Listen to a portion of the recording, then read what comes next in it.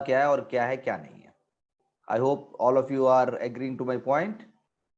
मैंने आपको बता ही दिया था कि what we can say when we say about impact, तो हम उसको फैक्टर्स क्या बोलेंगे, what are the factors, what were the factors.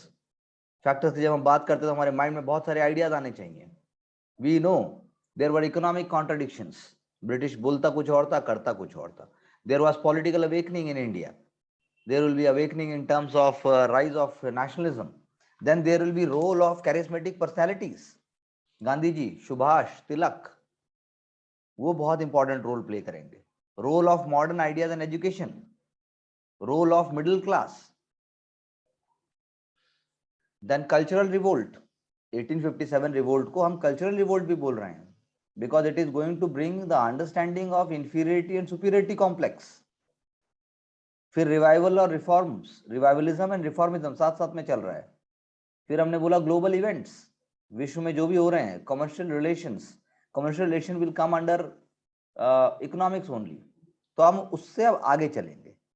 मेरा गोल होगा कि आज मैं आपको पूरा समझा दूं इसके आगे क्या खेल है। तो नेशनलिज्म डिफरेंट फेजेस के थ्रू पास हुआ, जहां समझ ना आए वहां पूछो, अदरवाइज आप जल्दी जल्दी समझो, ताकि फ्रेजेस और कीवर्ड्स आप जब वीडियो को दोबारा देखो तो आप नोट कर सको। अभी आपकी कोशिश होनी चाहिए, हमने देखो डिफरेंट फेजेस में काम किया है। पहले मैंने आपको शुरू में बात की, फिर मैंने आपको लिखाया, फिर अभी भी अब लिखाया वो चीज लिखाओ जो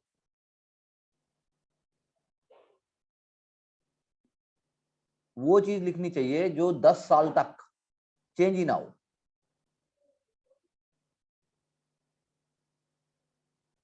उसके अलावा ऐसी चीज लिखने का कोई लाभ नहीं है, बल्कि आप लोग मेरा कम साथ दे रहे हो। आप लोगों को चाहिए न्यूज़पेपर, उसमें से आर्टिकल्स निकाल निकाल के फेंको खूब सारे, कोई कुछ करता ही नहीं है। जब तक आप ढूंढोगे नहीं तो आपकी क्षमता डेवलप कैसे होगी? हाँ, हमने लास्ट टॉपिक जो किया था सोशल चेंज, मॉडर्नाइजेशन, एजुकेशन, हमने इतना कुछ किया था, वर्ल्ड डिपेंडेंसी थ्योरी, कहाँ ढूंढा किसी ने कुछ भी? मतलब ढूंढा, आंचल ने थोड़ा बहुत कोशिश किया, बाकी लोग भी करिए। Brijwala ji, today where are you posted?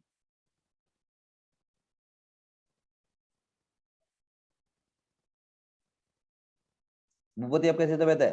तो गर्मियां आ गई पूरी। मधुबन, सर ठीक है, बहुत सही है। Very good, I like it. तो थोड़ा सा हो जाता है ना कि एकदम से उठते हो बीमार से, तो थोड़ा मतलब कंसंट्रेट नहीं होता। आप भी आ वो बात जाइए तो ठीक है। अपने मामा जी के इंस्टीट्यूट कब सर? ट्यूसडे, देखता हूँ सर। बात कर और लो। ठीक है sir. Oh Brijwala ji, you are at Madhuban enjoying और ऑन ड्यूटी?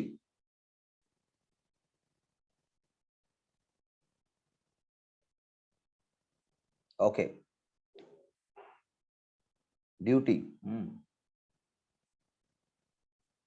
तो अब हम बात करते हैं कि नेशनलिज्म में, राइज ऑफ नेशनलिज्म जो हुआ है उसमें डिफरेंट डिफरेंट पर्सपेक्टिव्स क्या रहे, उसमें हिस्टोरियंस ने क्या क्या बोला है, ये हमें समझना है। जैसे there will be an argument कि भाई हमारे यहाँ शुरू से इन्वेजन होते रहे हैं, माइग्रेशन होते रहे हैं, मिक्सिंग हुई है कल्चर्स की, कल्चर्स में कॉन्ट्रडिक्शन हुआ है, इसलिए हमारे यहाँ कभी सिंगल डोमिनेंट कल्चर कभी एग्जिस्ट नहीं किया, और किसी कल्चर ने हमें subjugate subjugate we have never been subjugated, यानी कि हमें किसी कल्चर ने अपना गुलाम नहीं बनाया, और हमने भी किसी कल्चर को कभी सब्जुगेट नहीं किया। डोमिनेंट वन सिंगल कल्चर हमारे यहां नहीं रहा, समझे? ऐसा कहना है एक थिंकिंग का। इसीलिए नेशनलिज्म हमारे यहाँ किसी कॉमन सिंगल कल्चरल हेरिटेज से निकल कर नहीं आया।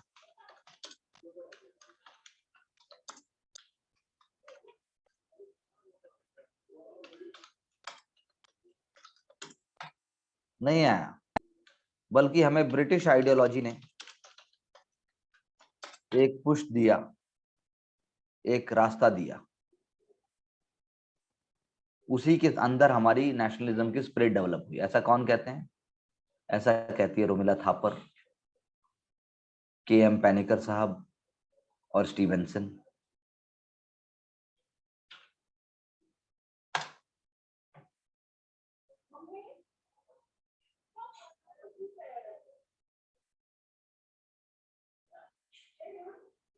ये तीनों चीजें, ये तीनों लोग, मतलब ये तीनों थिंकर्स, ये तीनों फिलोसोफर्स, ये तीनों हिस्टोरियंस, ये तीनों सोशियोलॉजिस्ट ऐसा मानते हैं।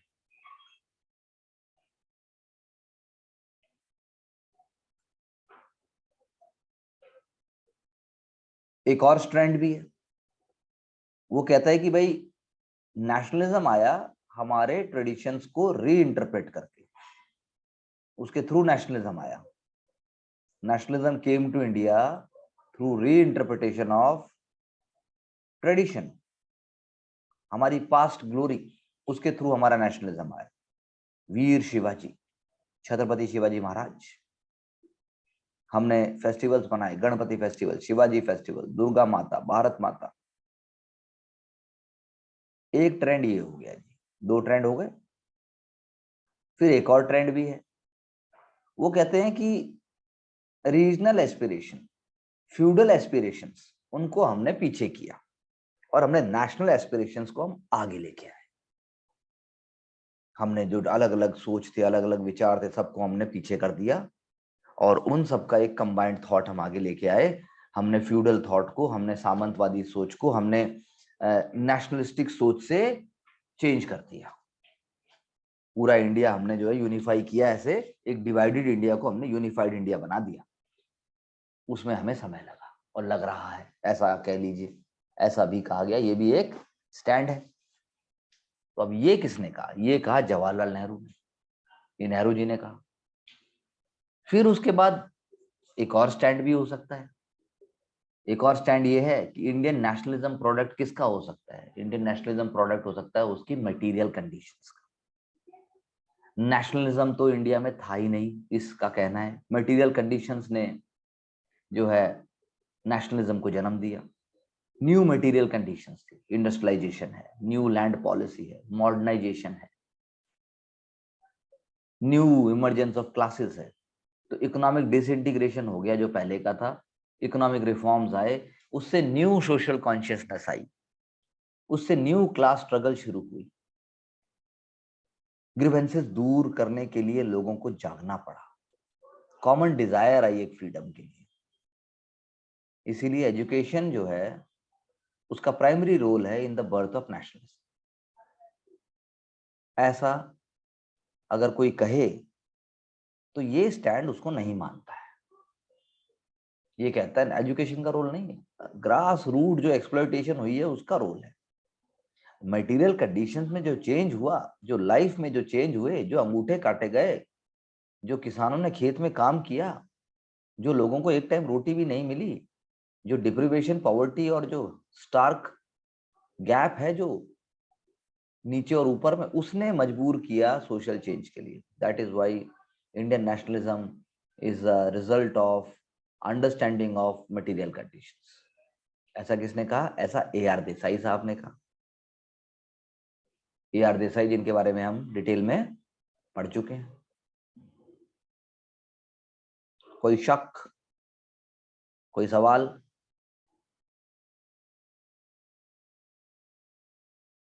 Brijbala ji, Anchal ji and Bhupati ji. Where is Komal? आज कोमल को क्या हुआ, क्यों नहीं आई?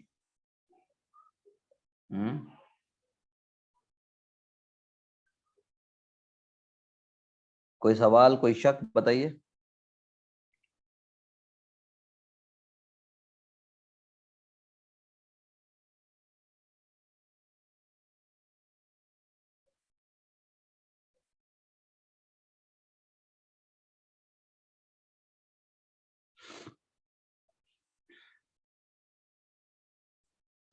अब जब हम बात करते हैं और क्या हो सकता है भाई नेशनलिज्म के लिए, मैंने अलग अलग आपको स्टैंड बता दिए।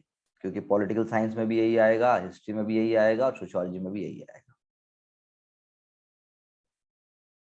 उसके बाद अगर हम बात करें एक और स्टैंड की, तो कॉमन क्या है?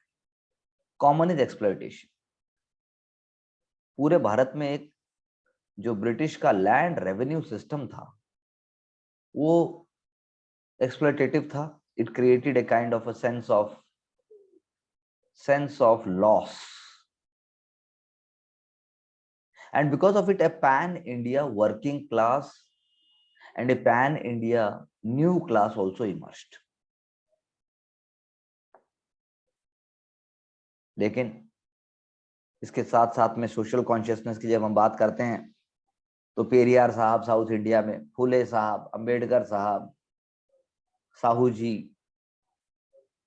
कास्ट मूवमेंट्स भी राइज हुई, एंटी कास्ट मूवमेंट्स भी राइज हुई।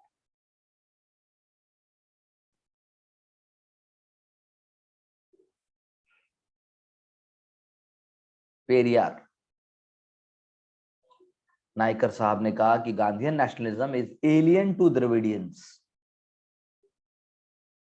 Gandhi ji want to impose Brahmanical culture in South India. Ambedkar also rejected Gandhian nationalism, which he believed that Gandhiji is giving moral justification to caste inequalities. और सबसे important क्या हुआ? हमारे देश का दो भागों में बंटना। आप समझे? दो भागों में हमारे देश का बंटना, ये सबसे ज्यादा हमारे लिए कष्टदायी रहा। आप समझे मेरी बात को?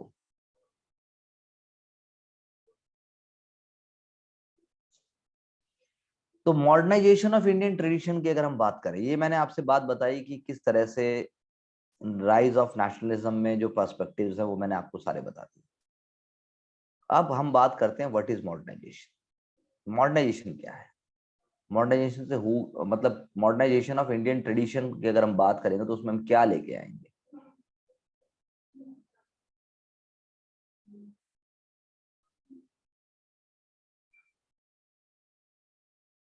मॉडर्नाइजेशन ऑफ इंडियन ट्रेडिशन,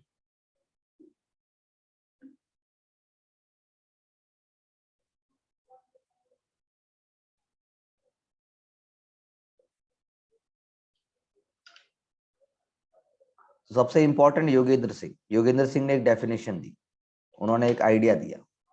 उन्होंने कहा modernisation is a form of cultural response. Modernisation is a form of cultural response जिसमें डिफरेंट डिफरेंट एट्रीब्यूट्स होंगे जो यूनिवर्सल नेचर में होंगे और जो इवोल्यूशनरी भी होंगे नेचर में। वो पैन ह्यूमन होंगे, सब जगह तक फैलेंगे, वो नॉन आइडियोलॉजिकल होंगे और वो ट्रांस एथनिक होंगे। ऐसा किसने कहा? Yogendra Yadav. Yogendra Yadav have give definition of we should say what is modernisation. Modernisation of Indian tradition, अगर हम बोलते हैं भारत के ट्रेडिशन मॉडर्नाइजेशन हुए, ठीक है, तो ये हमें देखना पड़ेगा। Okay, modernisation is a form of cultural response जिसके अंदर एट्रीब्यूट्स होंगे जो यूनिवर्सल होंगे नेचर में, इवोल्यूशनरी होंगे, पैन ह्यूमन होंगे और नॉन आइडियोलॉजिकल भी होंगे। और क्या हो सकता है? और अगर हम इस दिशा में और सोचें तो process of modernisation in India started during the British rule. Process of modernization started during the British rule and it was not a linear unidirectional process जैसा कि वेस्ट में हुआ है, लेकिन इंडिया में it is a dialectical process. There is a dialectical relationship between modernity and tradition. Modernity और tradition के बीच में एक डायलेक्टिकल रिलेशनशिप है, यानी कि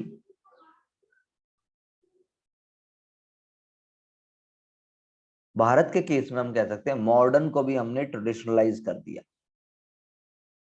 मॉडर्न चीजों को भी हमने ट्रेडिशन बना दिया।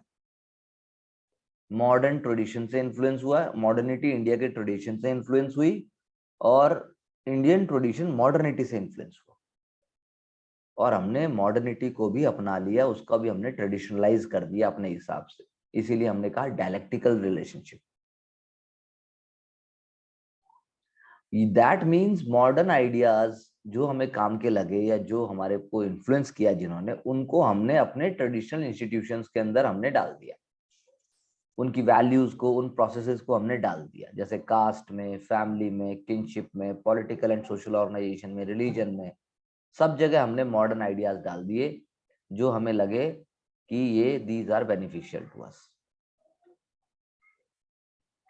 चाहे फिर वो डिवीजन ऑफ लेबर के कॉन्टेक्स्ट में हो, चाहे फिर वो वर्क के कॉन्टेक्स्ट में हो, चाहे फिर वो एजुकेशन के कॉन्टेक्स्ट में हो, हमने न्यू जो मीन्स ऑफ कम्युनिकेशन है उसको अपने ट्रेडिशंस के साथ लिंक और इंटीग्रेट किया, कम्युनिकेशन, कनेक्टिविटी, और उसके बाद जो है मॉडर्न आइडियाज हमने सब ले लिए, जैसे टेलीग्राम हो गया, टेलीफोन हो गया, रेलवेज हो गया, new administrative and judicial system भी हमने चेंज कर दिया, हमने अपने में लागू कर दिए, new types of jobs also got created, new occupations got created, literature and arts also reflected the same kind of change. एक नई टाइप की रेशनल, साइंटिफिक और आइडियोलॉजिकल थिंकिंग जो है डेवलप करने में हमें मदद हुई, यानी हम मॉडर्न आइडियाज को समझने लगे, हमने पतली पतली किताबें छापी, हमारे यहाँ मूवीज आई, 50s और 60s की मूवीज और 70s की मूवी अगर आप देखोगे तो वो यही सब दिखा रहे हैं, मॉडर्निटी और ट्रेडिशनल दोनों का इम्पैक्ट दिखा रहे हैं, universal ideas, individualistic ideas, urbanisation, ई है बंबई नगरिया तू देख बाबुआ, ऐसे ऐसे गाने आते थे कल, बंबई नगरिया तू देख बबुआ, या फिर एक अकेला इस शहर में, मतलब कितना हमने जबरदस्त चेंज शो किया। इंडस्ट्रियलाइजेशन, अर्बनाइजेशन, तो मिडिल क्लास इलीट थे, सबसे पहले करियर कौन है मॉडर्न आइडियाज का इंडिया में, middle class elite, upper class तो ब्रिटिश है, मिडिल क्लास इलीट जो है वो सबसे पहले वेस्टर्न के कॉन्टेक्स्ट में है। Education became a big symbol of modernisation, क्योंकि एजुकेशन ही आपकी फूड हैबिट चेंज करेगा, एजुकेशन ही आपकी ड्रेस सेंस चेंज करेगा, एजुकेशन ही आपकी लैंग्वेज चेंज करेगा। तो योगेंद्र सिंह जी का कहना है कि इसने हमारा सिर्फ कल्चरल एस्पेक्ट नहीं किए बल्कि हमारे स्ट्रक्चरल एस्पेक्ट्स को भी इंपैक्ट किया, यानी कि न्यू सोशल क्लासेस इमर्ज हुई, पावर सिचुएशन अपने आप में ऑल्टर हो गई, पावर सिचुएशन अपने आप में ऑल्टर हो गई, न्यू पॉलिटिकल और इकोनॉमिक सिस्टम आ गया, आज की डेट में जुडिशरी, लॉयर, फैमिलीज हैं लॉयर्स की पूरी, ब्यूरोक्रेसी, वो भी न्यू इलीट, डिप्राइव्ड सेक्शंस जो हैं वो नए नए टाइप के डिप्राइव्ड सेक्शंस क्रिएट हो गए, इंडस्ट्रियलाइजेशन, अर्बनाइजेशन, प्रोफेशनल क्लास, ये सब चीजों के कारण वर्किंग क्लास में भी अलग अलग सब क्लासेस डेवलप हो गई हैं, जजमानी सिस्टम, ब्राह्मण दान लेगा, आप दान दोगे, गांव में आटा दे दो, चावल, ये सब चीजें पैरिश हो गई। अब तो जो साधु भी आता है ना, कोई थोड़े दिनों में कोई बड़ी बात नहीं होगी, वो भी बोलेगा फोन पे से दे दो, जो घरों में साधु मांगने आते हैं वो भी धीरे धीरे एक कम्युनिटी है, वो पूरी की पूरी जो माइग्रेंट वॉक करती रहती है, घर घर जाके मांगती है, वो खत्म ही हो जाएगी। मंदिर सीधा बोलता है कि आप पेटी में डालिए और आप रसीद लीजिए, बिना रसीद के वो भी बात नहीं करते। लेकिन वेस्टर्न कल्चर ने तो अपना फ्यूडल पास्ट और अपना रिलीजियस जो डॉगमा थे वो खत्म कर दिए और इंडिविजुअलिस्टिक थिंकिंग को प्रोमिनेंट दे दिया, और स्ट्रांग भी बन गया इंडिविजुअलिज्म, जैसा कि अमेरिका में है, वेस्टर्न कल्चर में है। इंडिया के केस में ऐसा पूरी तरह से नहीं हुआ, कास्ट और रिलीजन आज भी डोमिनेंट है। अमेरिका के केस में हस्बैंड वाइफ साथ में नहीं रह रहे, एक एक साल में डिवोर्स ले लेंगे, वो नहीं रह रहे साथ में, I don't live with you, single mother raise कर देंगी। हमारे यहाँ जो है जॉब भी करेंगी, फैमिली के साथ भी रहेंगी, पापा मतलब लड़के के साथ ससुर भी साथ रहेंगे, लड़के के पेरेंट्स भी साथ ही रहेंगे, और कहीं कहीं पर ऐसा होगा कि लड़की के पेरेंट्स भी साथ रह सकते। तो ये जो ऑल्ट्रेशंस हैं अपने हिसाब से, वो बहुत इंपॉर्टेंट है। तो मॉडर्नाइजेशन ने कुछ चीजों को स्ट्रेंथन किया और कुछ एस्पेक्ट्स को वीक किया। कास्ट एक सिर्फ रिचुअल नहीं रह गया है, कास्ट एसोसिएशन बन गई। कास्ट कास्ट की जो है वो सर अंजामी है। Anchal ji, Saranjami system is a kind of land revenue system. Sir अंजामी,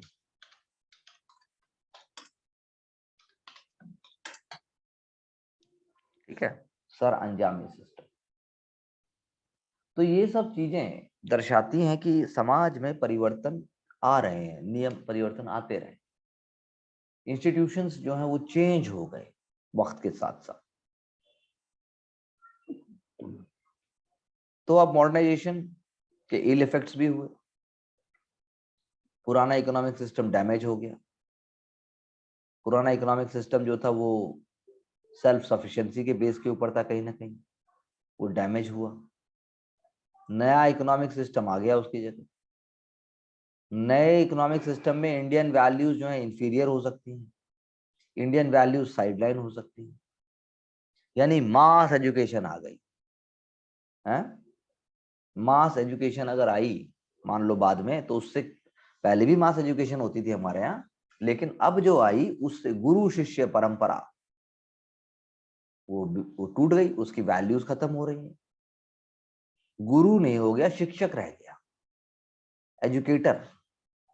गुरु नहीं मिलेगा, शिक्षक मिल जाएगा। तो मॉडर्नाइजेशन ने कुछ चीजों में फायदा किया, कुछ में नुकसान किया।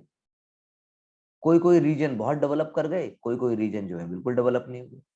अर्बन रूरल इनइक्वालिटीज जो है वो बढ़ गई, हम कह सकते हैं। आज की डेट में भी,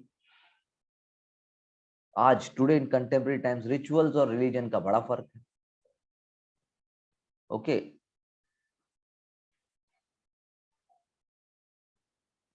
मंदिर जाते हैं हम, मस्जिद जाते हैं। मंदिर की अगर बात की जाए, इंडियन ट्रेडिशन की बात की जाए, तो इंडियन ट्रेडिशन में obviously there is a dominant part of Hindu life.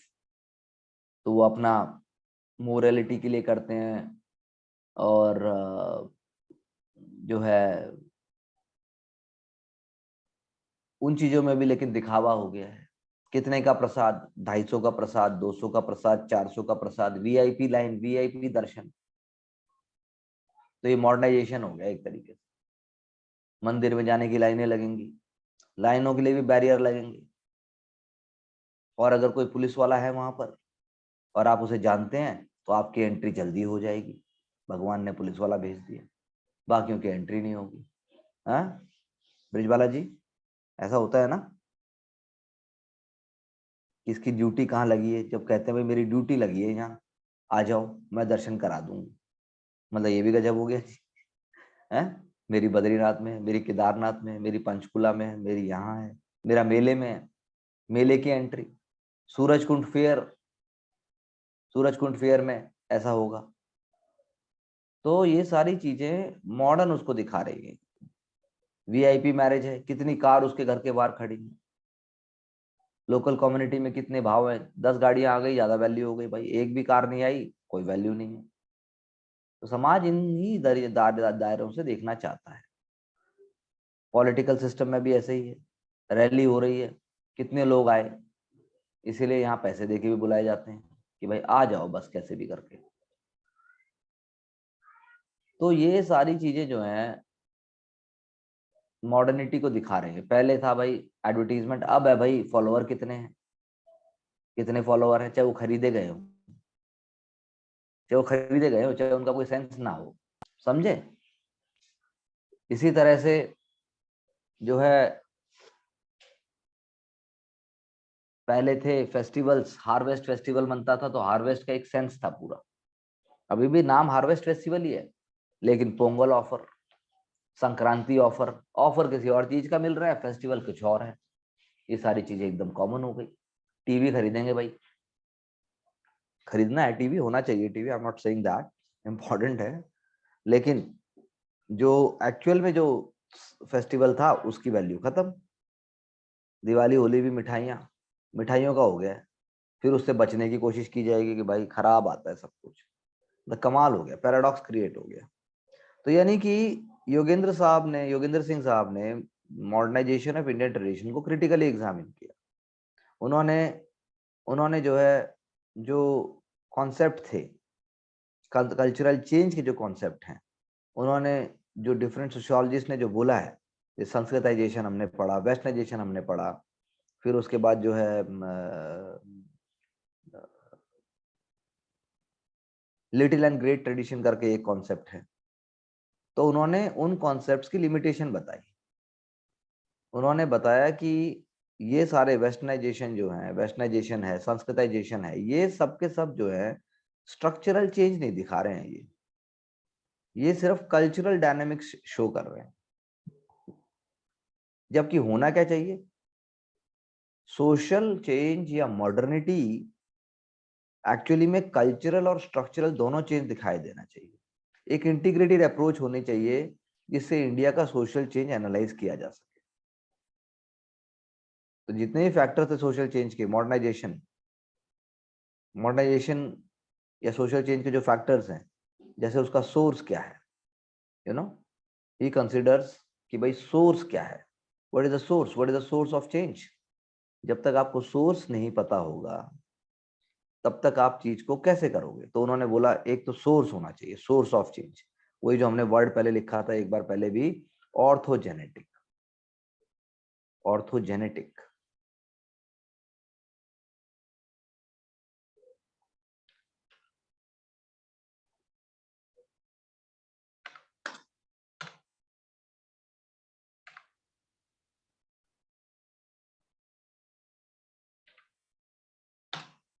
Source of change, कि सोर्स क्या है चेंज का। फिर कल्चरल चेंज होगा, हमने बोला कल्चरल चेंज आया तो वो हम कैसे दिखा रहे हैं। कल्चरल चेंज हम रिफ्लेक्ट कर रहे हैं through terms like Sanskritisation, westernisation, great tradition. ज्यादा इंपैक्टफुल है ग्रेट है, कम है तो वो आपका लिटिल है। कल्चरल चेंज हमने दिखाया थ्रू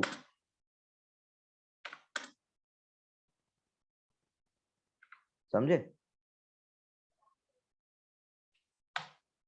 ये हो गया आपका कल्चरल चेंज। ऐसे ही आपका स्ट्रक्चरल चेंज भी दो लेवल्स के ऊपर होगा, वही जो हम शुरू से डिवाइड करते आए हैं। अगर हमें स्ट्रक्चरल चेंज को भी समझना है कि स्ट्रक्चरल चेंज क्या हुआ, तो वो भी आपका आएगा माइक्रो लेवल पे और वो आएगा आपके मैक्रो लेवल पे।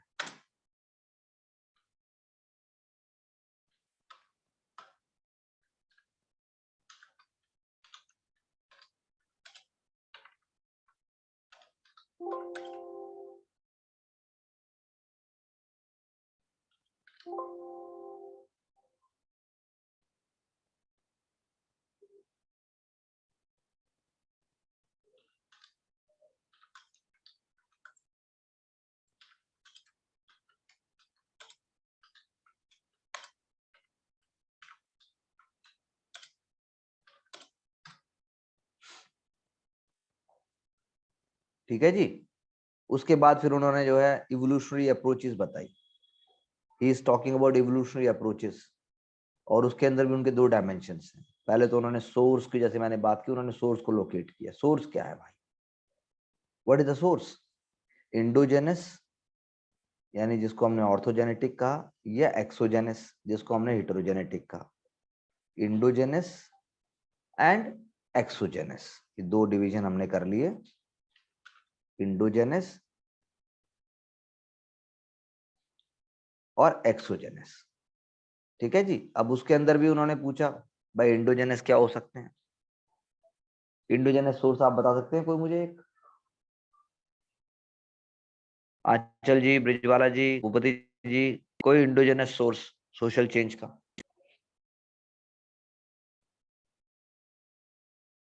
बताइए।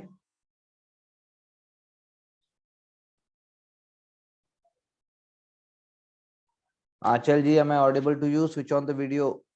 रिफॉर्म मूवमेंट नहीं, अरे जो हमने पढ़ा है अभी उसके कॉन्सेप्ट का नाम, वो तो बिल्कुल सही बात है, रिफॉर्म्स तो है ही इंडोजेनस, लेकिन आप उसको किस टर्म से बताओगे।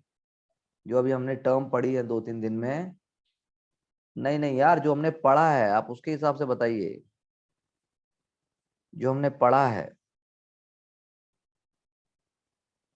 हाँ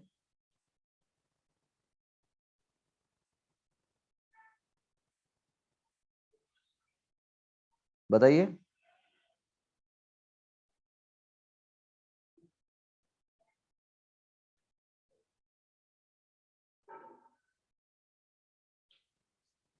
अच्छा, इंडोलॉजी।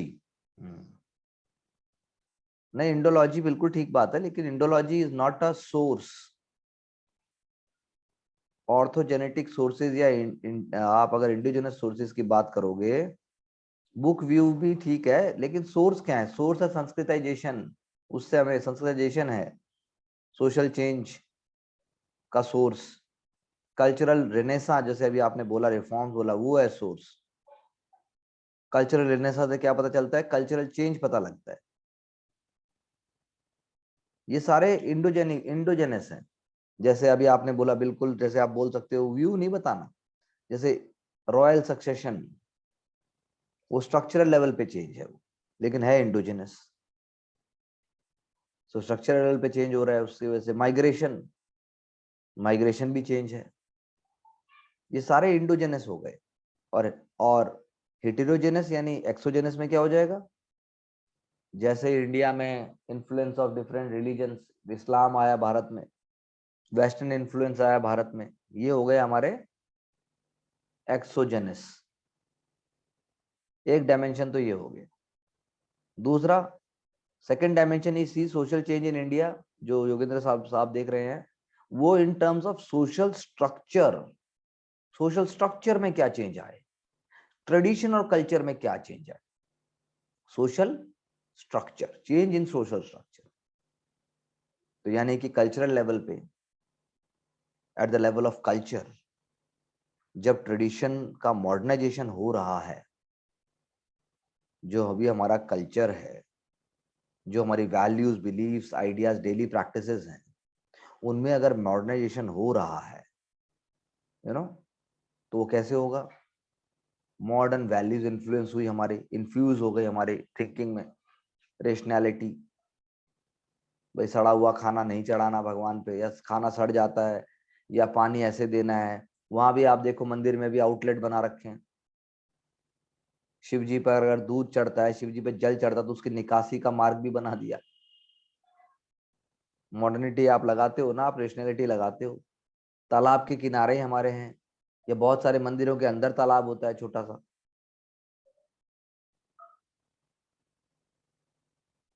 तो यानी कि मॉडर्न वैल्यूज जो रेशनैलिटी के हैं, साइंटिफिक आउटलुक के हैं, मॉडर्न एजुकेशन है, अर्बनाइजेशन है, ये सारे के सारे, देवदासी सिस्टम धीरे धीरे खत्म हो गया।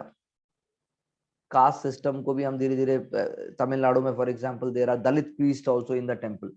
इन सब चीजों ने हमें जो है, ये सोशल स्ट्रक्चर में चेंज दिखाते हैं। They are showing the change in the social structure, they are showing the change in the social structure.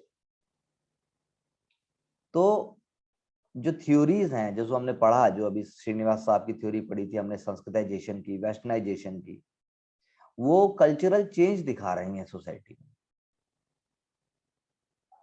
लेकिन जो बाकी चेंजेस आए, because of the change in the structure, modernisation जो ट्रेडिशन का हुआ, स्ट्रक्चर में चेंज होने की वजह से, वो आपको कैसे दिखेगा? वो आपको दिख रहा है ब्यूरोक्रेसी से, मिडिल क्लास से, वर्किंग क्लास से, जो उनमें चेंजेस आए। तो इनसे मैक्रो लेवल के ऊपर, पूरे पैन इंडिया लेवल के ऊपर इम्पैक्ट हुआ। ओके, मेरी बात समझ में आ रही है आपको या नहीं आ रही? Are you able to understand with clarity और नॉट? आंचल जी समझ में आ रहा है? ध्यान से सुनोगे तो समझ में आ जाएगा। आंचल जी, भूपति जी, क्योंकि इसमें ऐसा कुछ कॉम्प्लेक्स नहीं है, it is just about using the right words. वो क्या रहा है, but that's all. Everything is actually very broad. तो स्ट्रक्चरल चेंज की बात, यानी कि हम संस्कृताइजेशन, वेस्टर्नाइजेशन, इनसे नहीं समझते हैं। स्ट्रक्चरल चेंज हम समझते हैं कि स्ट्रक्चरल लेवल पे जो चेंजेस आए उनसे समझते हैं। तो स्ट्रक्चरल चेंजेस माइक्रो भी हो सकते हैं, मैक्रो भी हो सकते हैं। माइक्रो लेवल पे स्ट्रक्चरल चेंज क्या आ जाएगा? किसी ने अपनी कास्ट बदल ली, किसी ने फैमिली के साथ माइग्रेट कर दिया, विलेज कम्युनिटी में जो है वो पूरी की पूरी विलेज कम्युनिटी उठ के कहीं और चली गई, कुछ होते स्ट्रक्चरल, उनके स्ट्रक्चर में भी चेंज आएगा। यानी लिंकेजेस, वो लिंकेजेस जो बारीक लेवल के ऊपर है, जो माइक्रो लेवल के ऊपर है, linguistic kinship ties, land based जो हार्मनी होती है, लैंड बेस्ड सारा का सारा एक ही रहते हैं जी, गांव में सब एक ही यादव होंगे तो यादव ही होंगे, लेकिन आप जैसे ही कॉलोनी में आते हो तो यादव भी हैं, वर्मा भी हैं, शर्मा भी हैं, जाट भी हैं, सब हो जाएगा। उसका कोई वहां कोई उम्मीद ही नहीं करता कि भाई यहाँ पर एक ही कम्युनिटी का आदमी होगा। ऐसा थिंकिंग आपकी खुद ही नहीं आती है। गुड़गांव में भी आप कॉलोनी की तरफ निकलती है और सोसाइटीज में भी आप सोच नहीं सकते कौन रह रहा है, बस वो अपना कास्ट नाम श्रीवास्तव, गौर्स, बस ऐसे लिख देते हैं, बात खत्म। तो ये एक माइक्रो एग्जांपल हुआ, ये माइक्रो लेवल पे चेंज हुआ। मैक्रो पे क्या होगा? मैक्रो पे पैन इंडिया रिलेशंस रिफ्लेक्ट हो जाएंगे चेंज होने के लिए,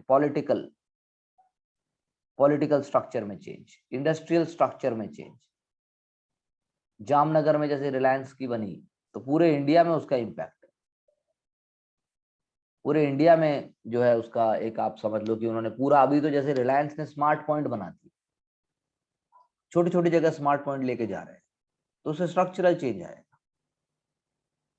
जो मॉम एंड पॉप स्टोर है, गोने वाले किराने की दुकान है, आंटी बैठी हुई है चार चीजें टांग के, धीरे धीरे वो रिलायंस का बस चलेगा उनको खत्म कर देगा। वो स्ट्रक्चरल चेंज आ रहा है वो, क्योंकि वो इतना बड़ा उसके पास पैसा है कि वो buy one get one offer दे दे के अपने पास बुलाना चाहेगा। सब्जी भी बेच रहा है रिलायंस, जबकि उसका काम नहीं था वो। तो अगर वो सब्जी बेचेगा तो मंडी, मंडी के बाहर जो बैठे हुए हैं उस पर कहाँ जाएंगे? हर आदमी मंडी नहीं जा सकता। स्ट्रक्चरल चेंज आ रहा है, मॉडर्निटी। 10 मिनट की डिलीवरी की बात होने लगी है, 10 मिनट। सर 10 मिनट में किसको चाहिए? हमारे ट्रेडिशन में ऐसा नहीं, हमारे यहाँ तो लंबा खाना पकाने की बात की गई है। उड़द की दाल,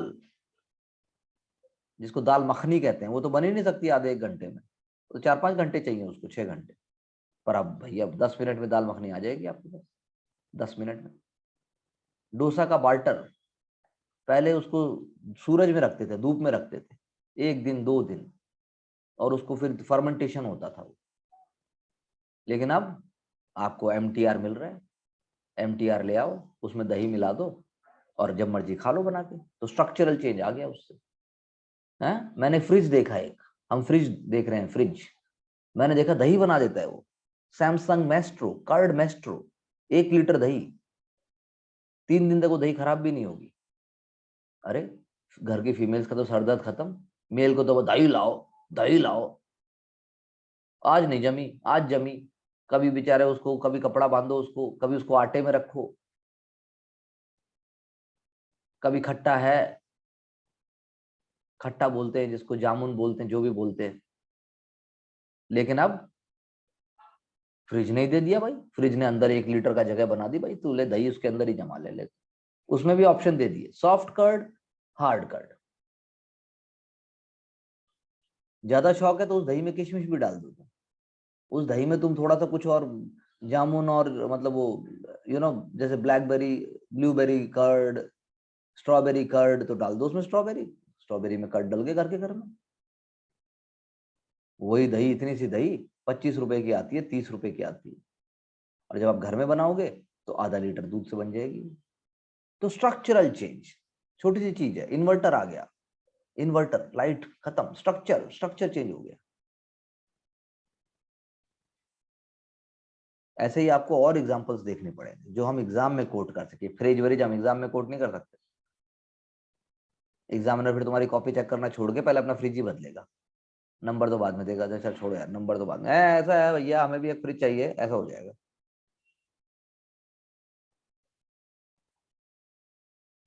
तो मैक्रो चेंजेस आए because of bureaucracy, because of, तो both micro level and macro level. Structure offers, दोनों जगह स्ट्रक्चर जो है इंपॉर्टेंट है। स्ट्रक्चर हमें दिखा रहा है interaction with the modern forces. उसमें स्ट्रेन भी आते हैं, यानी माइक्रो लेवल पे भी स्ट्रेन आएंगे, मैक्रो लेवल पे भी स्ट्रेन आएंगे। यानी कि जो दोनों लेवल है, माइक्रो और मैक्रो, दोनों में जो है इंटरेक्शन भी हो रहा है, यानी सारी चीजें हो रही है। यानी कि बहुत सारे लोकल कल्चर कंटिन्यूटी होती है, पूरे इंडिया लेवल पे चलती है। जैसे गणपति फेस्टिवल, पहले महाराष्ट्र में गणपति फेस्टिवल था, अब पूरे भारत में हर जगह बनता है। गणेश चतुर्थी, हल्दीराम से लेकर सब हरियाणा, पंजाब से लेकर सब जगह गणेश चतुर्थी बन रही है जी। ये तो महाराष्ट्र का फेस्टिवल था ये। लेकिन वो चीज पोंगल के लिए नहीं हो पाई, वो चीज ओणम के लिए नहीं हो पाई, लेकिन गणेश चतुर्थी के लिए हो गई। अब प्रकाश पुरब, गुरु परब हिंदू भी मनाते हैं भाई, हिंदू मनाते हैं, गुरुद्वारे जाते हैं हिंदू, खूब जाते हैं। वरना gurdwara is a place for Sikh only. तो ये आपको ऑब्जर्व करना पड़ेगा। यानी कि इनोवेशन आने के बाद से, हमारे माइक्रो लेवल में चेंजेस आने के बाद से सोशल स्ट्रक्चर का ब्रेक नहीं हुआ। सोशल स्ट्रक्चर हमारा ऑल्टर हो गया, थोड़ा सा चेंज हो गया वो। ओके, तो ऑर्थोजेनेटिक चेंजेस की अगर हमने बात की तो उसमें हम क्या लेके आए? सोर्स क्या है? संस्कृताइजेशन है, डेमोग्राफिक चेंज है, या जैसे मैंने कहा रूलर बदलते जाएंगे, तो ये क्या हो गए? ऑर्थोजेनेटिक सोर्सेस, ऑर्थोजेनेटिक। और हेटेरोजेनेटिक सोर्सेज में वेस्टर्नाइजेशन है, बाहर से जो आया है, माइग्रेशन है, ब्यूरोक्रेसी है, ये हो गए हेटेरोजेनेटिक सोर्सेस। अब इन दोनों सोर्सेज की वजह से, इन दोनों चेंजेस की वजह से कल्चरल चेंज हुए। यानी सोर्स दोनों ही है, ऑर्थोजेनेटिक सोर्सेज भी चेंज है और हेटेरोजेनेटिक सोर्सेज भी चेंज हैं, चेंज के सोर्स हैं। और दोनों किसको चेंज कर रहे हैं? कल्चर को चेंज कर रहे हैं। और कल्चर में भी अगर हम बात करें माइक्रो और मैक्रो लेवल पे, तो माइक्रो लेवल के ऊपर जो है स्ट्रक्चरल चेंज हो रहा है और मैक्रो लेवल पे भी स्ट्रक्चरल चेंज हो रहा है, दोनों कर रहे हैं। यानी ऑर्थोजेनेटिक सोर्सेज भी माइक्रो लेवल पे इंपैक्ट कर रहे हैं, हेटेरोजेनेटिक सोर्सेज भी माइक्रो लेवल पे इंपैक्ट कर रहे हैं, ऑर्थोजेनेटिक सोर्सेज भी मैक्रो लेवल पे इंपैक्ट कर रहे हैं, और हेटेरोजेनेटिक सोर्सेज भी मैक्रो लेवल पे इंपैक्ट कर रहे हैं। तो चेंज जो ट्रेडिशन में है वो दिखाई देगा, इंडिया में दिखाई दिया जैसे जब हमारा कांटेक्ट वेस्ट के साथ आया। लेकिन कांटेक्ट तो हमारा पहले भी हुआ है, इस्लाम के साथ भी हुआ है और सब कुछ हुआ, लेकिन इस्लाम के साथ कांटेक्ट होने के बावजूद हमारी बहुत सारी हमारी ट्रेडिशनल वैल्यूज वैसे की वैसी ही रही। सोशल चेंज हुआ, उससे सोशल चेंज हुआ, मॉडर्नाइजेशन नहीं हुआ। ऐसा योगेंद्र साहब का कहना है। नहीं तो हर टाइम पे हम मॉडर्न थे। हम मॉडर्निटी क्या है? Modernity is a contextual belief. आज मॉडर्न है, अरे एंशिएंट टाइम भी मॉडर्न था। तो जितने भी चेंजेस आए कांटेक्ट, वेस्ट के कांटेक्ट होने के कारण, वो सारे के सारे मॉडर्नाइजिंग नहीं थे, और मॉडर्नाइजेशन हो भी नहीं सकते। हर समय पे मॉडर्निटी रही, लेकिन योगेंद्र साहब का कहना है कि वेस्टर्न कल्चर के कांटेक्ट में आने के बाद हमारे ट्रेडिशन मॉडर्नाइज हुए, लेकिन सारे के सारे मॉडर्नाइज नहीं हुए। So there is no clear demarcation कि भाई यहां से मॉडर्निटी स्टार्ट हो गई। तो मॉडर्नाइजेशन और ट्रेडिशन हमारा साथ साथ में मिक्स हो गया, और हमारे ट्रेडिशन जो मॉडर्न बने वो सेलेक्टिव तरीके से बने। यानी हमारा जो मॉडर्नाइजेशन हुआ है ट्रेडिशन का, वो सेलेक्टिव तरीके से हुआ है। और माइक्रो स्ट्रक्चर में भी बहुत सारे चेंजेस लाए गए, लेकिन बहुत जगह डेलिबरेटली उनको वैसे ही छोड़ दिया गया। जैसे अंग्रेजों ने हमारी कास्ट, हमारी विलेज, हमारी जाति, इन पे तो कुछ ना किया डायरेक्टली। जब कॉम्युनल इलेक्टोरेट्स की बात होती है तब जाके आपने हिंदू मुसलमानों को अलग अलग किया, माइक्रो स्ट्रक्चर में जाके उन्होंने इंपैक्ट किया। नेशनल मूवमेंट ने हमारे मॉडर्निटी में बहुत ज्यादा इंपैक्ट डाला। और योगेंद्र सिंह साहब का कहना है कि जो ट्रेडिशन में जो चेंजेस आए वो अडेप्टिव चेंजेस हैं, हमने उनको अडेप्ट किया। अडेप्टिव चेंजेस हमने चेंज किए अपने ट्रेडिशनल स्ट्रक्चर में, ब्रेक डाउन नहीं किया हमने, डिसएसोसिएट नहीं किया। आज भी आप जाते हो, बहुत सारे लोग जाते हैं, अभी चल रहा है बद्रीनाथ केदारनाथ लोग पागल हो रहे हैं, हरियाणा पूरा, यूपी बिहार, वहां तक के लोग आ रहे होंगे। बद्रीनाथ केदारनाथ यूपी बिहार हरियाणा यही बहुत है, 40 करोड़ पॉपुलेशन पहुंच जाएगी, 25 करोड़ तो यूपी की है। जबरदस्त प्रेशर वहां पर। तो इसीलिए चार धाम एक्सप्रेस बन रहा है, होटल्स बन रहे हैं, ठीक है, फैसिलिटीज दी जा रही हैं, इंफ्रास्ट्रक्चर क्रिएट हो रहा है। तो अडेप्ट कर रहे हैं ना, ब्रेक डाउन तो नहीं कर रहे हैं। We are adapting, we are adapting to whatever is required. तो ये जो है, जो मैंने आपको बताया, adaptive changes in the traditional structure, it is not break down. तो एक तरीके से क्या हो गया, ये हो गया नियो ट्रेडिशनलिज्म। ट्रेडिशन में चेंज ले आए हम, लेकिन जो ट्रेडिशन में चेंज लेके आए, वो ट्रेडिशन में चेंज जो है हमारे जो भी चल रहा है उसके साथ साथ ही कर दिया हमने, मॉडर्निटी के साथ साथ ट्रेडिशन में चेंज कर दिया। इसलिए हम उसको कहते हैं नियो ट्रेडिशनलिज्म। सब जगह हो रहा है, आप कोई भी उठा के देखो, मंदिरों में स्ट्रीमलाइनिंग हो रही है, और जो है बाबा काशी विश्वनाथ देख लो अब आप, वहां पर जो है बैंड हर हफ्ते राष्ट्र धुन बजने लग गई है। गंगा की आरती भी ऐसे मॉडर्नाइज हो जाएगी, लेजर शो हो जाएंगे। तो ट्रेडिशन हो गया, ट्रेडिशन थोड़ा चेंज हो गया और मॉडर्नाइजेशन भी हो गया। गंगा साफ होनी चाहिए, गंगा पवित्र होनी चाहिए, ट्रेडिशन भी चलाना है और वो भी करना है। बात समझ में आई कि नहीं आई? मैंने पूरा कॉन्सेप्ट करा दिया है ये। भूपति जी, ब्रिजवाला जी, समझ आ रहा है Bhupati? Yes sir. Brijwala ji, okay. तो ये हो गया जी, यहाँ पे मैंने आपको बता दिया what is the modernization of tradition. अब मॉडर्नाइजेशन ऑफ इंडियन ट्रेडिशन में थोड़ा तो आएगा किताब का हल्का सा, लेकिन बाकी तो खुद ही लिखना पड़ेगा, जो हमें एग्जांपल देके। इसलिए क्वेश्चन देखिए सोशल चेंज के और फिर पूछिए या लिख के दीजिए, बताइए। अब अगर हम बात करते हैं protest movement during colonial period, protest हुए, मूवमेंट्स हुए कॉलोनियल पीरियड में, तो प्रोटेस्ट जो होते हैं वो जनरली इशू बेस्ड होते हैं। प्रोटेस्ट हुआ जी, प्रोटेस्ट कर रहे थे लोग, पुलिस ने कार्रवाई नहीं की, प्रोटेस्ट होगा, और शॉर्ट लिव्ड होता है। मूवमेंट जो है लॉन्ग टर्म चलती है। तो कॉलोनियल पीरियड में प्रोटेस्ट भी बहुत सारे हुए और सोशल मूवमेंट भी बहुत सारी हुई। डिसकंटेंट था कॉलोनियल रूल के साथ, और हमारे सोशल स्ट्रक्चर में बहुत सारी डिस्पैरिटीज भी थी, इस वजह से भी हुआ। कॉलोनियल रूलर्स ने जो है हमारी ट्रेडिशनल सेटअप में बहुत सारे चेंजेस लेके आए, ट्रेडिशनल सोशल स्ट्रक्चर में चेंज लेके आए। उन्होंने जो है अदालतें बना दी। पहले अदालत का कोई चक्कर नहीं था, पहले पंचायत होगी जी, पंचायत में सरपंच बैठेगा, फीमेल मेल का कोई चक्कर नहीं। अब तो रुक्माबाई केस भी हो गया। रुक्माबाई केस जैसे जब केस होंगे तो सोसाइटी में हाहाकार मच गया, हिम्मत कैसे हुई इसकी, कंजुगल राइट्स के लिए मना कैसे कर सकती है ये? वो तो उसका स्त्री जो है, स्त्री का तो धर्म है भाई, पति को खुश रखना। तो कॉलोनियल रूलर्स ने जो है बहुत सारे चेंजेस किए, जिसको इंडियंस ने रेजिस्ट भी किया और एक्सेप्ट भी किया। Economic policies, religious policies, social policies, सब जगह से इम्पैक्ट आया। और उसके अंदर भी कॉजेज जो होंगे वो इंटरनल भी होंगे, एक्सटर्नल भी होंगे। यानी पीजेंट मूवमेंट्स जितनी हुई, ट्राइबल मूवमेंट जितनी हुई, वो हुई because of the excessive burden and the exploitation by the British. खुशी से नहीं हो रही थी कोई भी। कास्ट मूवमेंट जो भी हुई, they were because of the inner fault lines, they were because of the inner discriminations which Indians have been facing since ages. Social movement जो हुई, tribal movement, backward class movement, peasant movement, women movement, linguistic movement, religious movement, educational movement, industrial movement, labour movement, ये भी सारी की सारी different type की social movement भी side side में हुई इंडिया में ड्यूरिंग ब्रिटिश टाइम। बहुत सारी इशू बेस्ड भी थी, वोटिंग राइट्स के लिए वुमेन के लिए मूवमेंट हो, और वो मिनिमम नीड्स चाहते थे अंडर ब्रिटिश रूल की, कम से कम इतना तो मिले अनइक्वल सोसाइटी होने के बावजूद भी। लीडरशिप उनकी कौन सी होगी? लीडरशिप उनकी लोकल होगी।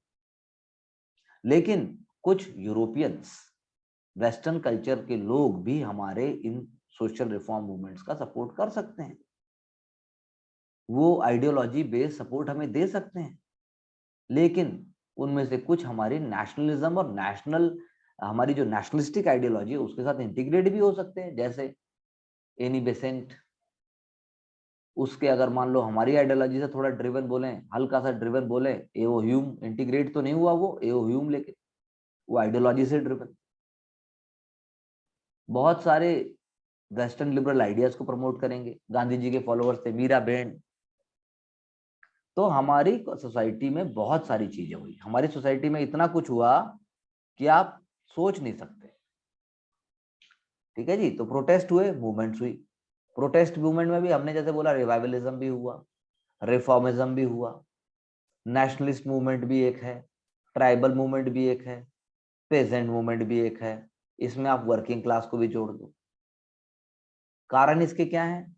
वही जैसे सबके कारण है, इकोनॉमिक एक्सप्लॉयटेशन एक कारण है, रिलीजियस इंटरवेंशन एक कारण है, लेजिस्लेशंस उनको हमने पसंद नहीं किया, फीमेल की मैरिज एज अपने आपने हमसे बिना पूछे बढ़ा दिया, आप क्यों बढ़ाते हो कानून के द्वारा कि 12 साल में शादी होगी, भाई क्यों? तिलक ने, स्वामी विवेकानंद ने उनके अगेंस्ट जो है बात की। बहुत सारी सोशल रिफॉर्म मूवमेंट चालू हुई, ब्रह्मो समाज, प्रार्थना समाज, Arya Samaj, Aligarh movement, tribal movement हुए, रामापा रेबेलियन, उल गुलान, सांथाल रेबेलियन, हो रेबेलियन, चंचू रेबेलियन, कोया रेबेलियन, बहुत रेबेलियंस हुए।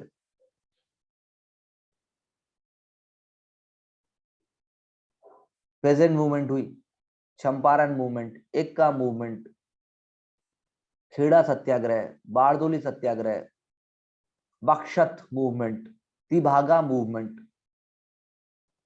तो यानी कि हमारे यहाँ जो हुई हैं प्रोटेस्ट मूवमेंट, इंडिपेंडेंस से पहले भी होते थे, वो औरंगजेब के खिलाफ भी हुए हैं, शाहजहां के खिलाफ भी हुए हैं, अकबर के टाइम पे भी कुछ हुआ है, और अशोका के टाइम पे भी हो रहे हैं, लेकिन वो लोकलाइज थे, नेशनलिस्टिक नहीं थे नेचर में, वो आइडियोलॉजिकल इंटरेस्ट से ड्रिवन थी, वो मूवमेंट थी। ये मतलब कि एक तरीके से कह सकते हो आप, मिलिनेरियन एक शब्द होता है, मिलिनेरियन।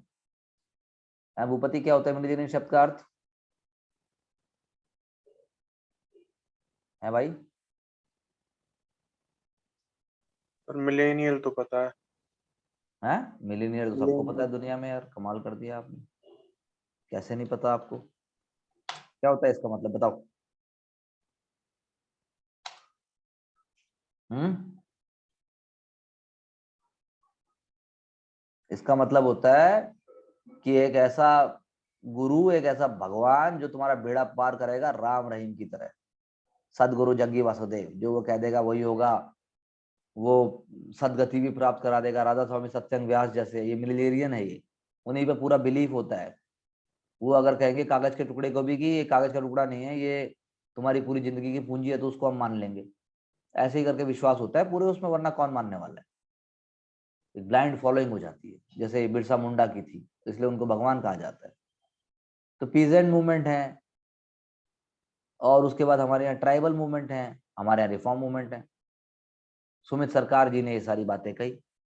पीजेंट मूवमेंट भी थी हमारे यहाँ, ट्राइबल मूवमेंट भी थी हमारे यहाँ जो है प्रोटेस्ट मूवमेंट, सारी की सारी प्रोटेस्ट फॉर्म था। तो एक हमने ब्रॉड बेस, क्योंकि हम पढ़ चुके हैं, हम जानते हैं इस चीज के बारे में, तो हमने इस चीज को बोल दिया, क्योंकि ये मॉडर्न इंडिया है सारा का सारा, ये सोशियोलॉजी नहीं बोल रहा मैं, अभी हम सोशियोलॉजी की बात नहीं कर रहे हैं, सोशियोलॉजी तो थोड़ा थोड़ा है, मॉडर्न इंडिया है। जब मॉडर्न इंडिया में आप मूवमेंट्स पढ़ते हो तो बस उनको देखना है यहाँ पे कि अच्छा ये भी था, ये भी था, ये भी था।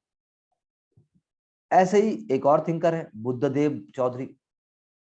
बुद्धदेव चौधरी ने बोला कि भाई कॉलोनियल पीरियड की जो मूवमेंट है उनको हम रिवाइवलिस्ट और रिएक्शनरी में कर सकते हैं, यानी कुछ तो रिवाइवलिस्ट होंगी, यानी जो रिवाइव करना चाहती हैं पुराने समय को, जैसे आपकी थी ये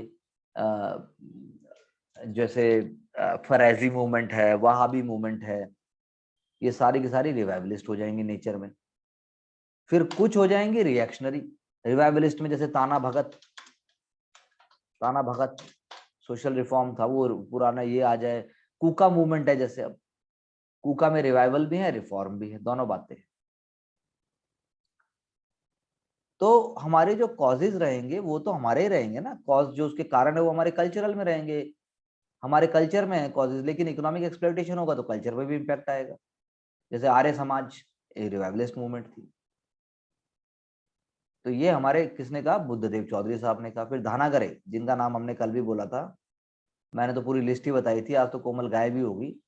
धानागरे साहब ने भी कहा, धानागरे साहब ने कहा कि भाई ठीक है, पेजेंट और ट्राइबल मूवमेंट जो है हमारे यहाँ जो है थोड़ी ज्यादा खींच दी जाती है, और उनको अगर आप थोड़ा सा देखोगे तो वो नेशनल मूवमेंट के साथ कंप्लीटली इंटीग्रेटेड नहीं थी।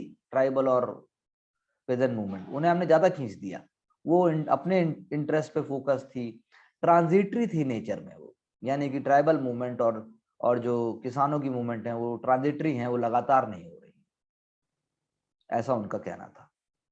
तो इसीलिए बहुत सारी मूवमेंट को टाइम के साथ वैल्यू मिली, टाइम के साथ वो नेशनल मूवमेंट के साथ जुड़ी।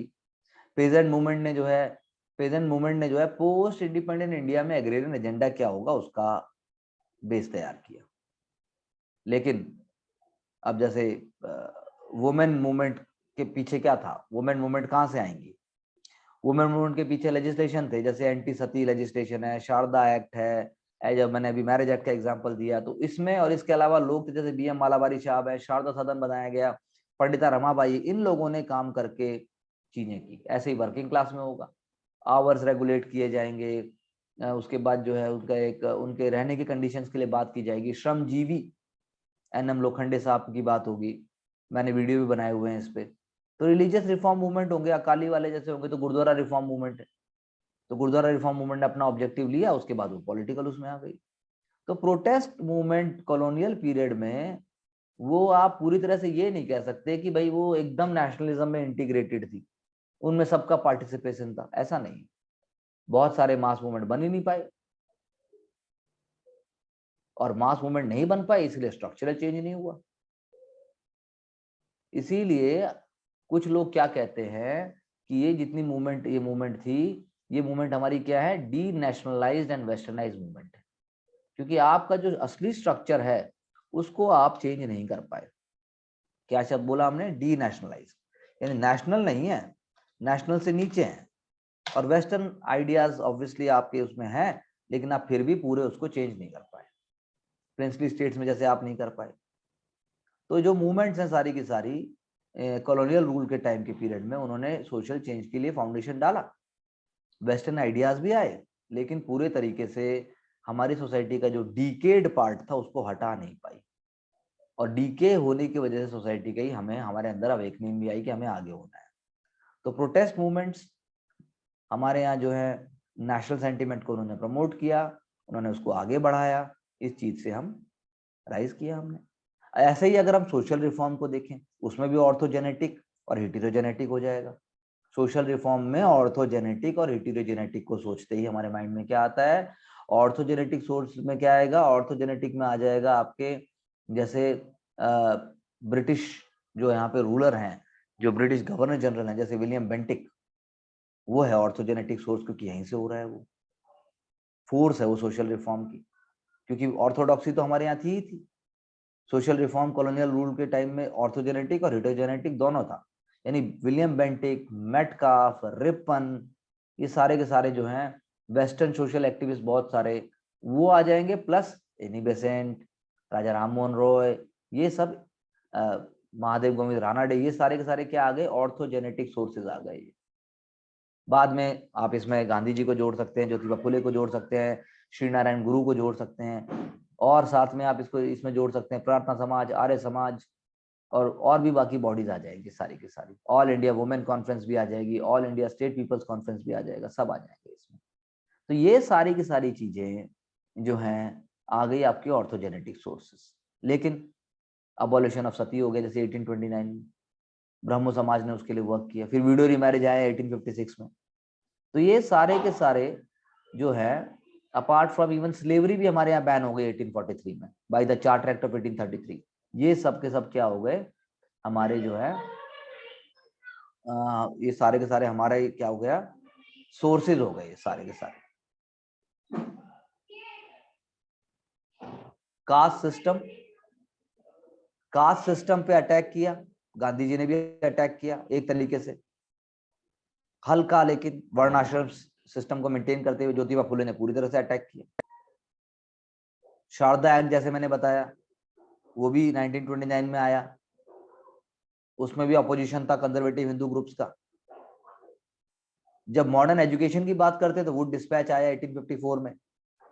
उसके बाद हम देखते हैं रिपन के टाइम पे कमीशन आया, हंटर कमेटी आई, फिर कर्जन के टाइम पे आया, यूनिवर्सिटी कमीशन आया, फिर सैडलर कमीशन आया।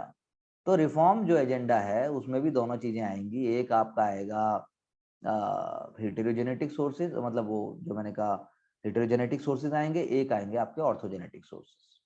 तो फोर्सेज हैं सोशल रिफॉर्म्स के, ऑर्थोजेनेटिक, हेटेरोजेनेटिक। इनलाइटेंड ब्रिटिश हैं, सोशल रिफॉर्मर्स हैं, लेजिस्लेशंस हैं और सोशल मूवमेंट्स हैं। सारे के सारे सोर्सेज जो हैं वो जो हमने ऊपर अभी बात की कि जो ऑर्थोजेनेटिक और जो हेटेरोजेनेटिक जो हमारे सोर्सेज हैं उसकी वजह से ये सारी चीजें भी होंगी। हमने उसको भी डिवाइड कर दिया कि भाई ये पर्सनैलिटीज हो गई, एक तो आपकी, एक आपके लेजिस्लेशन हो गए, एक आपकी मूवमेंट हो गई। इन सब चीजों से भी सोशल रिफॉर्म आएगा। तो ये हम कह सकते हैं सोशल रिफॉर्म मूवमेंट्स के बारे में। एक मैंने आपको पूरा ओवरव्यू दे दिया इसका। एजुकेशन में पूरा सीक्वेंस देख लीजिए। हंटर कमेटी से पहले वुड डिस्पैच है, वुड डिस्पैच है, मैकॉले है, Macaulay Wood dispatch, Hunter committee, Raleigh commission, Sadler commission, Hartog commission, एक हार्टॉग कमीशन भी आया था। फिर उसके बाद यूजीसी तक ले जाओ उसको, यूनिवर्सिटी ग्रांट कमीशन जब आएगा, 10+2+3 सिस्टम आ गया। तो ये सारी चीजें हमें एक ना एक क्वेश्चन आता ही आता है हर साल सोशियोलॉजी में, जो आपके मॉडर्न इंडिया के सोशलिस्ट एजेंडा की बात करता है। इसके बाद हमारा एक दूसरा पार्ट बी जो स्टार्ट होता है वो होता है सोशल स्ट्रक्चर का। सोशल स्ट्रक्चर में हम स्टार्ट करेंगे कि क्या है रूरल और एग्रेरियन सोशल स्ट्रक्चर, इंडिया के विलेज का आइडिया क्या है, उसको किसने क्या कहा है, विलेज स्टडीज क्या होती हैं। ये सारी चीजें हम एक नए आयाम के साथ शुरू करेंगे। एग्रेरियन सोशल स्ट्रक्चर क्या होता है, इवोल्यूशन कैसे हुआ हमारे यहाँ लैंड टेन्योर सिस्टम को, वो हमने कुछ पढ़ा भी है लेकिन हम फिर भी उसको देखेंगे। उसके अलावा हम ये भी देखेंगे लैंड रिफॉर्म्स कैसे हुए, जो हम उस दिन बात भी कर रहे थे। टेनेंसी रिफॉर्म्स कैसे आए, क्योंकि बिना ये समझे रूरल स्ट्रक्चर की बात नहीं हो सकती। पॉजिटिव और नेगेटिव चेंजेस क्या है, आज की डेट में क्या है, आज की डेट में सरकार लैंड रिफॉर्म का क्या लेके आ पाई, ये सारा का सारा हम करेंगे। उसके बाद हम कास्ट सिस्टम को देखेंगे। तो पहले हम ये देखेंगे, फिर पर्सपेक्टिव पढ़ लेंगे कास्ट सिस्टम पे। घुरिया साहब का पर्सपेक्टिव क्या था, श्रीनिवास साहब का पर्सपेक्टिव क्या है कास्ट सिस्टम पे। फिर हम पढ़ेंगे लुई डिमोंट का पर्सपेक्टिव क्या है, जो जो एग्जामिनेशन के हैं वो हम सारा पढ़ लेंगे। एंड्री बितेल का पर्सपेक्टिव क्या है। इनके पर्सपेक्टिव लेने के बाद आप जो है इनको कंपेयर कर सकते हो। दीपांकर गुप्ता साहब का देख लेंगे हम, वो भी एक सोशियोलॉजिस्ट हैं। फ्यूचर कैसे चेंज कर रहा है, कास्ट सिस्टम के आज के फीचर्स क्या हैं, अनटचेबिलिटी क्या है, उसके फॉर्म्स क्या है, ये हम पढ़ेंगे। फिर अनटचेबिलिटी के पर्सपेक्टिव्स क्या क्या हैं, हमने एनसीईआरटी में, पॉलिटी में, सब जगह पढ़ा है। गांधी जी का पर्सपेक्टिव क्या था, अंबेडकर का पर्सपेक्टिव क्या है, स्टेट ने क्या किया अनटचेबिलिटी को हटाने के लिए, मोबिलिटी कैसे हुई कास्ट सिस्टम के अंदर। ठीक है जी, ये हमारा चैप्टर फिर खत्म हो जाएगा अगला। उसके बाद हम पढ़ेंगे ट्राइबल कम्युनिटीज। तो ट्राइबल कम्युनिटीज को भी हम ऐसे ही लेके चलेंगे, उसकी प्रॉब्लम क्या है डेफिनेशन की, उसका कंटेम्प्रेरी व्यू क्या है, और उसके बाद जो है जोग्राफिकल स्प्रेड क्या है ट्राइब्स का, ये भी बड़ा इंपॉर्टेंट एरिया है। कॉलोनियल पॉलिसीज क्या रही ट्राइब्स के अंदर, what are the colonial policies. Colonial policies के अंदर जैसे अब एम.एन. श्रीनाथ साहब ने बोला था, उनकी थ्योरीज हैं अलग अलग, कल्चरल इंटीग्रेशन थ्योरी है। फिर उसके बाद जो है पोस्ट इंडिपेंडेंट टाइम में ट्राइबल डेवलपमेंट कैसे हुआ, ये जब हम समझ लेंगे फिर हम आएंगे सोशल क्लासेस क्या है इंडिया में, सोशल क्लासेस का एजेंडा क्या है। एग्रेरियन क्लास क्या वाकई अभी भी एक क्लास है ब्रिटिश इंडिया के टाइम, पोस्ट इंडिपेंडेंट इंडिया में एग्रेरियन क्लास कौन है भाई, प्रॉपर्टी डीलर हैं कि कौन है कि पॉलिटिक्स में आ गए, what is happening, technological changes, commercial changes से हुआ क्या है। तो big landlord, big farmer, green revolution, ये सारा करेंगे हम। फिर उसके बाद जो है हम देखेंगे इंडस्ट्रियल क्लास स्ट्रक्चर कैसे चेंज हुआ। इसीलिए मैं बोल रहा हूँ newspaper is very important. Middle class की तो इतनी चर्चाएं हैं, इन्फ्लेशन में मिडिल क्लास के ही रगड़ने की बात होती है। मिडिल क्लास है कौन, मिडिल क्लास के अंदर भी ओल्ड मिडिल क्लास और न्यू मिडिल क्लास का कॉन्सेप्ट क्यों आया, अर्बन क्लास का स्ट्रक्चर क्या होता है। ठीक है जी, ये सारा जब हम करेंगे तो हमारी क्लासेस हो जाएंगी। फिर हम आएंगे system of kingship in India. ऐसे करके हम पूरा कवर करेंगे स्टेप बाय स्टेप। कोई दिक्कत, कोई डाउट तो बोलिए। अभी जितना मैंने कराया है उसको आप सारे के सारे को प्रॉपरली रिवाइज कीजिए और प्रॉपरली उसको देखिए। ठीक है, आज के लिए इतना काफी है। इस पूरे को समराइज करिए, इसको बढ़ाइए, इसके अंदर यूनिक एग्जांपल्स लाइए, और कहीं भी डाउट होने से please get back to me immediately. पूछिए, बताइए, शेयर कीजिए, पढ़िए। आंचल जी, क्या आप मुझे सुन पा रहे हैं?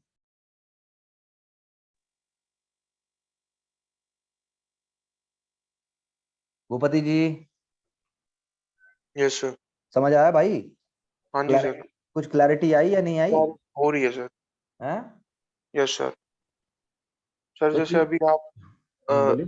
न्यू ट्रेडिशनलिज्म का कह रहे थे, हम्म तो मतलब जो ट्रेडिशनल वैल्यूज होती हैं जो अडेप्ट कर जाती है टाइम के साथ, हम्म इसमें चार्ल्स डार्विन की थ्योरी ऑफ इवोल्यूशन का भी एक तरीके से थोड़ा सिंक बैठता है, अडेप्टिव है ना। तो वही चीज है कि चेंजिंग टाइम्स को जो ट्रेडिशनल वैल्यूज अडेप्ट कर जाती हैं भाई, वो जैसे पहले था, पहले पंखे भी नहीं होते थे, अब तो एसी भी होते हैं। एक बात बता रहा हूं मैं, पहले तो ऐश, जो भगवान की जो ऐश है, हम बोलते थे पीपल के नीचे डाल दो सब चीजें हैं। अब तो हम खुद ही मना करते हैं, मत डालो। सही चीज डालने में कोई दिक्कत भी नहीं है। पहले कुछ और, पहले फिर वेस्ट नहीं था, पहले प्लास्टिक नहीं था, पहले सारा का सारा बायोडिग्रेडेबल था, अब तो प्लास्टिक भी है। तो मतलब आपको अपनी पूजा से मतलब है, और प्लास्टिक का क्या होगा? असली पूजा, तो असली पूजा प्लास्टिक से बचाना है। तो ऐसे है न्यू ट्रेडिशनलिज्म। सिर्फ नाम नाम के वो नहीं ना भाई, कि भाई भगवान के दर्शन का मतलब है कि वाकई आपको लगे, वो बिलीफ आए। इतना ऊपर पहाड़ों के ऊपर ही क्यों बनाए गए हैं मंदिर? क्यों नहीं है कि एक सेकंड में तुमने स्कूटी उठाई और पहुंच गए और वहीं पे बाहर ही सब कुछ हो गया? नहीं भैया, सैंक्टिटी है ना, सिस्टम है पूरा।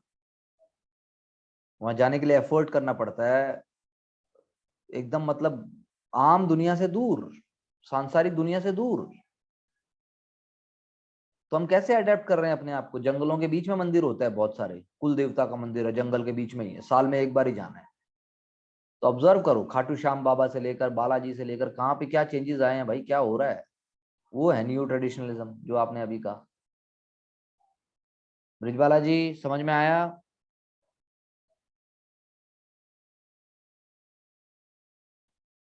ब्रिजबाला जी, यस सर, समझ आया। तो फिर कैसे करेंगे? इनके पॉइंट्स बनाओ खुद, इलस्ट्रेटेड बनाओ, इलस्ट्रेटेड चार्ट की तरह। पूरे के पूरे पैराग्राफ बनाने का तो इसमें कुछ है ही नहीं। पकड़ो चीज को, बनाया सर्कल, ये चार्ट, माइंड मैपिंग, ब्रांचेस बनाओ, सारा का सारा जो अभी हम कर रहे हैं, क्योंकि इसमें पूरा का पूरा लिखने का तो कुछ है नहीं। ये तो फैल जाएगा रायते की तरह। ये कोई थिंकर तो है नहीं, जैसे हमने थिंकर लिखे थे, थिंकर हमने लिख दिया। अब इसमें क्या है? इसमें तो लिखने चलेंगे तो फिर तो गड़बड़ हो जाएगी। मतलब हम समझा कम पाएंगे, समझ कम पाएंगे। वो चीज लिखेंगे ना जहाँ पे एकदम टेक्निकल है, जहां पर हमारा कोई अंडरस्टैंडिंग ही नहीं है, वो चीज हम लिख देंगे। क्या कहते हो आप लोग? हैं ब्रिजवाला जी? आंचल जी? Yes sir. नहीं, बताओ, कोई और आइडिया है तुम्हारे पास? कोई और टेक्निक है तो भाई, हमें तो काम अच्छे से कराना है, हम तो बेस्ट टेक्निक चाहते हैं। क्योंकि इसमें सब गोलमोल है, थोड़ी थोड़ी चीजें लिंक करना है, इसीलिए न्यूज़पेपर, नए आइडियाज, नए एग्जाम्पल्स, पूछो, डिबेट करो, बात करो। पेपर 2 इसीलिए मुश्किल हो जाता है, क्योंकि वो जनरलाइज कर देता है आदमी उसको। इसमें कॉन्सेप्ट और फैक्ट को अलग अलग करो, और उसके एग्जाम्पल्स इग्नू से ले लो बचा हुआ। अगर मान लो कोई ऐसा पॉइंट है, बहुत सारे एग्जाम्पल मैं नहीं दे रहा, तो इग्नू से ले लो उसको, और फिर भी समझ ना आए तो आप मुझसे पूछिए।